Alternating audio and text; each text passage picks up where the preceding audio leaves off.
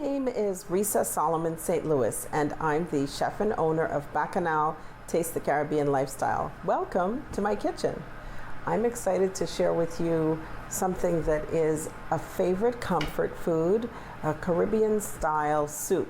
This hearty soup is made with chicken and it's chock full of vegetables, and as we go along you'll be able to see how you can make it your own with your own favorite vegetables. We're also going to enjoy this with a nice quick bread. I love to make those. You can have a nice little bread from scratch. This one is fried and you can enjoy it along with your favorite jam, or in our case we're going to try out one of our own preserves. So let's get more into some stuff that's made right here in Ottawa. So in our business, we do catering, we make prepared meals, we do special events, pop-ups, and we're very active. In fact, we started our business more or less in farmers markets. And so I'm excited here to share with you today that we've got some great things from Ottawa street markets, some lovely cucumber, some peppers, carrots, and potatoes, which are going to be great in our soup today. And we've got a lovely olive oil that we're going to be introducing into a couple of things. And we're going to use our foundation spice blend, the Bacchanal Signature Spice Blend, along with our cranberry hibiscus compote. So I can't wait for you to see how these flavors go together. Let's get to cooking.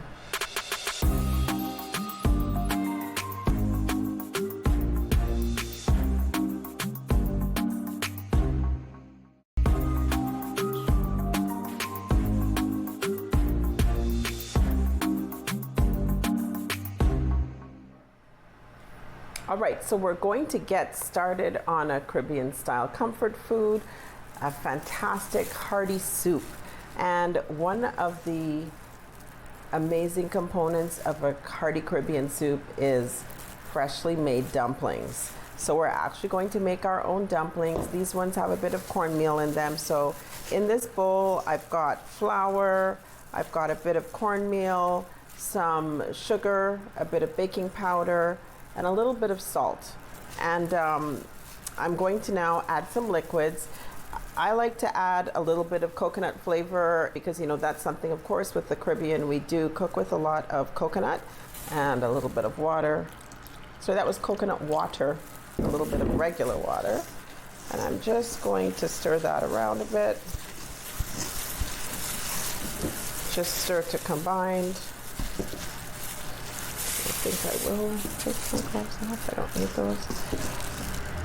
Sometimes I tend to normally just cook with gloves because I'm bound to run into something that I'm allergic to that is going to irritate my hands, but not so much with these ingredients. So what I'm seeing here is that it's sticky enough for me to kind of pick up the rest of the flour and the cornmeal in here for the most part.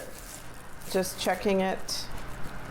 Gonna roll it around because I'm gonna leave this to rest, and when I leave it to rest it's going to get a little bit stickier, I'm sure. So leave that for now while we move on to our what is going to be, I know it's going to sound so strange, fried bake. I know, what does that mean? An oxymoron. Since when is bake a noun? But yes, bake is a noun when it comes to Caribbean cooking.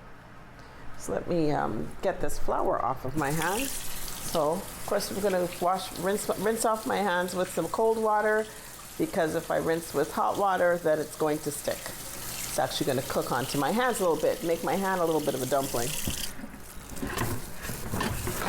Okay, so now in this bowl, I've got what looks like very similar ingredients, but a little bit different. I've got some butter in here, and a bit of brown sugar, some flour, baking powder, and some salt. So I'm going to combine this. Just kind of, the butter is soft enough for me to kind of mash with my fingers.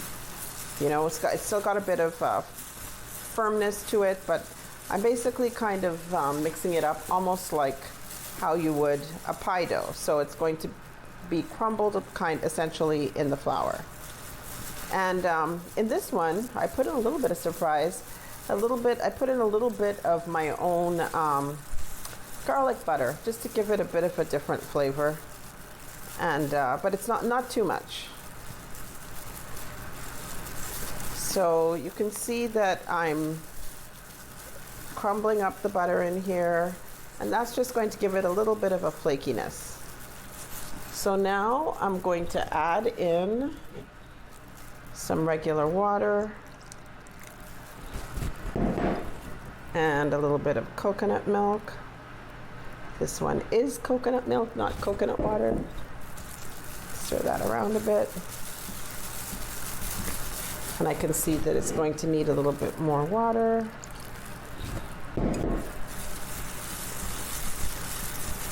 And for this dough, like sometimes you can, once this one is ready, you can either roll it out and like kind of cut it into shapes, or you can just kind of form it by hand before you're ready to fry it, which is what I'm going to do. All right, I think I actually put in a little bit too much water, so I'm just going to correct that with the flour.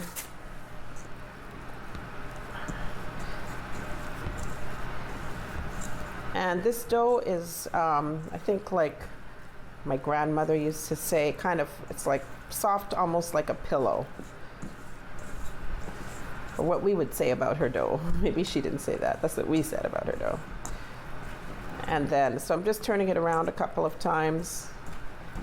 And again, that is going to sit. So we're going to have that sit so that we can get started on our soup.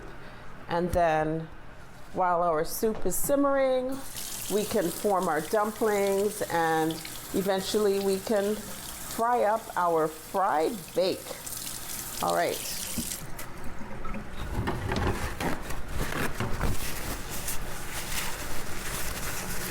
Let's see what we're going to put in our soup today. So I'm a big fan of using all of the components of the things that I'm cooking with, especially when we've got something like a roast chicken. So I would even normally throw in some chicken bones in here too, to make kind of like a stock. So what I've got here actually is some leftover roasted chicken. This was actually a jerk chicken. So I'm going to pop that in there. We're basically throwing in the kitchen sink. I'm gonna put in some onion.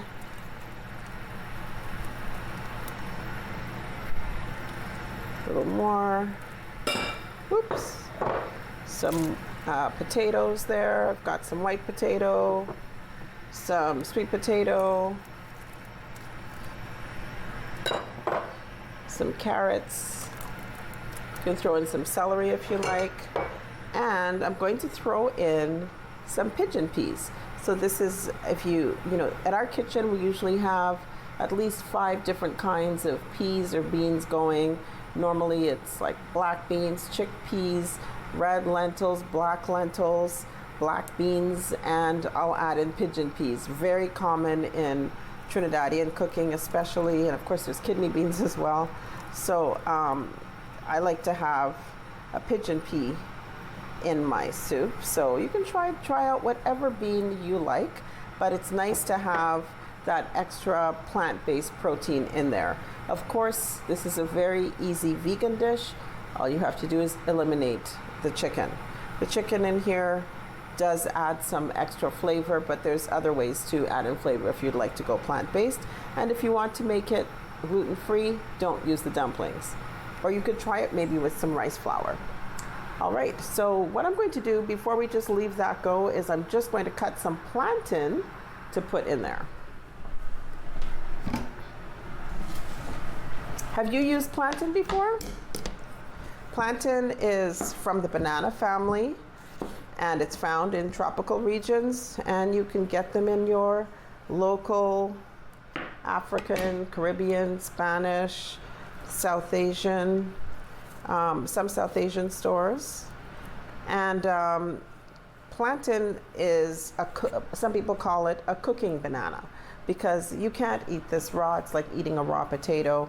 It is going to hurt your stomach. You do want to cook it, and traditional ways to cook it would be, you could fry it, you can boil it.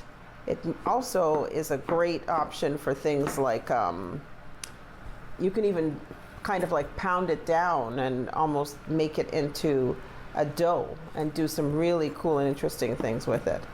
But it's a nice, sweet but not overly sweet addition to soups when the skin is yellow. So for example, this is my skin, the skin of my plantain here. It's got, you want to look for yellow with like some dark spots on it so that you know that it's sufficiently ripe to get some sweetness out of it. And it should be a little bit soft to touch. And then otherwise you can also put green plantain in there if you want it to have a little bit more of like a potato type taste, as in it's not going to be sweet at all. But since I already have regular potatoes, I was looking for a plantain flavor that's sweeter to add to the soup.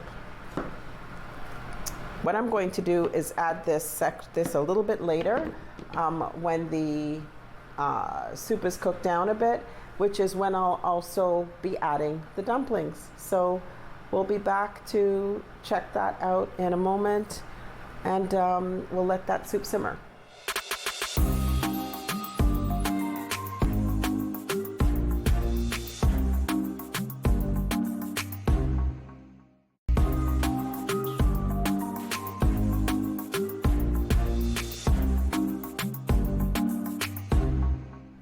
So let's check on our soup. It's been simmering for a while. Okay, it's, there we go. It's starting to come together. What I'm actually going to do right now is add in a bit of this plantain.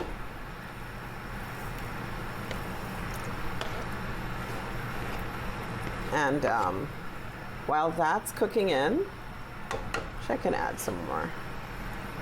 While that's cooking in, I'm going to get the dumplings ready. So let's do that.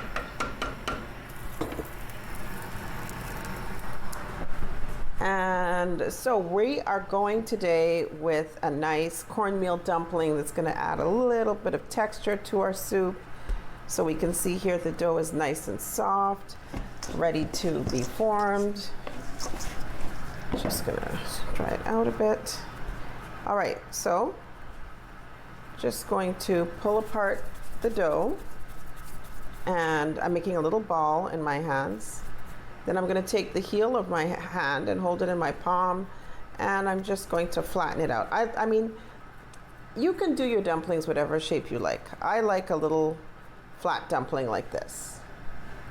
So I'm going to do a couple of these, and pretty quick, by the time these are done, the soup, it'll be ready to add them to the soup, and they really take only a couple of minutes to cook, so you want to add those as the last step. And it's really a nice touch to have some nice homemade dumplings in your soup. It's a really nice flavor boost. With the cornmeal, the sweetness, we have a little bit of brown sugar in our dough. So it's all good, all good. All right. So I think we'll do maybe about 3 more, and we should be good. And if we take a look at our dough for our fried bake, that's also almost ready to go. We have the oil heating up for that so that we can get that ready quickly and be ready to fry. Okay, so we've got some dumplings here. Pretty quick. Again, just roll it into a little circle, flatten it out the palm of your hand, form it almost like you're making a little mini pizza dough. Okay, let's get these into our pot. Dropping them in. This will take a couple minutes to cook.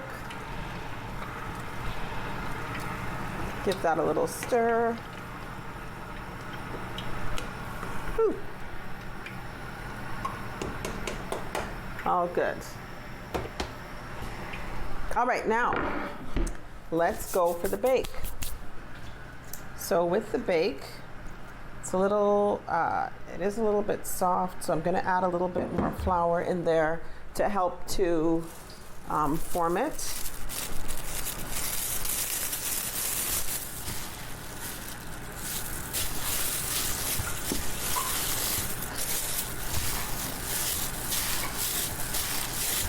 I'm just squeezing through some of the flour. Okay.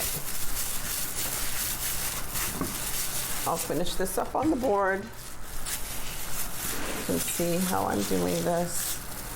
I'm going to add in a little bit more flour. It's a very soft dough. So, bake. I mentioned that this is called fried bake. So, this dough is also a dough that you can, it's also a dough that you can bake in the oven, and then you have a different type of texture.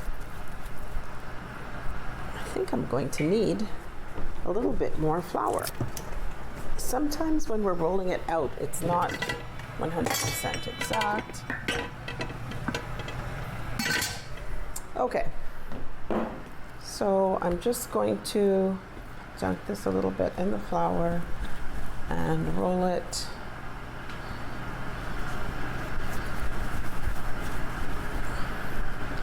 And I'm just going to flatten it a bit. It's about 1/2 inch thick. And then for the next one, just put a little bit more flour on it so it's not so sticky on my hands. I'm pulling it apart.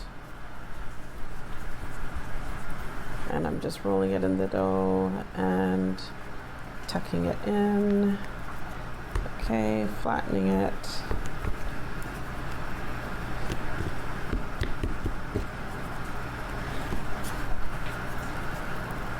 Okay. Oops. That was a big splash of flour. Okay, so I'm rolling this one out, getting it nice and round. Then I'm going to press out from the middle and flatten it, kind of like what we were doing with the dumpling. You can also, if you prefer, just put it in a, use a rolling pin, but I don't usually do that when I'm cooking at home. It's pretty quick to do it this way. Okay, so now what I'm going to do is put it into oil. And fry it. It's going to turn a nice golden brown. There we go.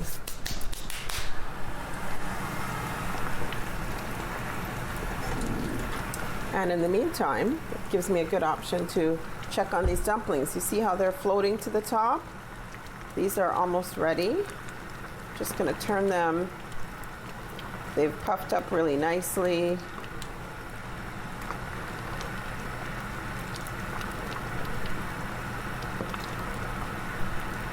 There we go.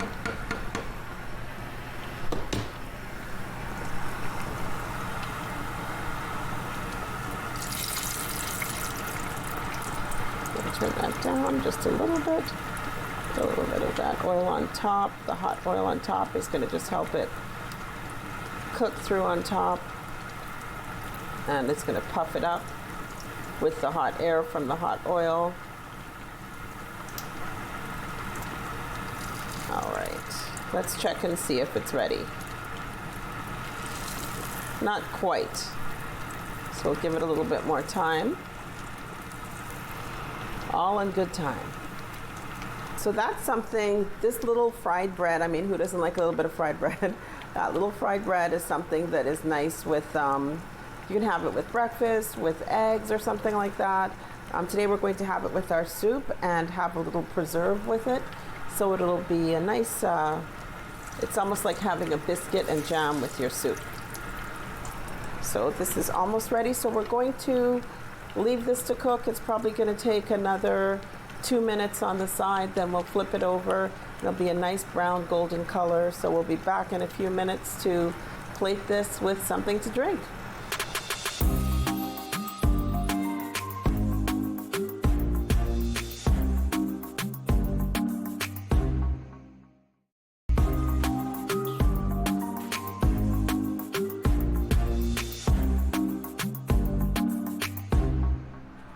Our hearty soup is done.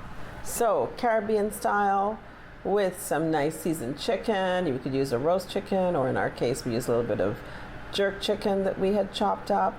We have a nice cornmeal and flour dumpling. There's some plantain in there for a little bit of a starchy sweetness, and some delicious pigeon peas.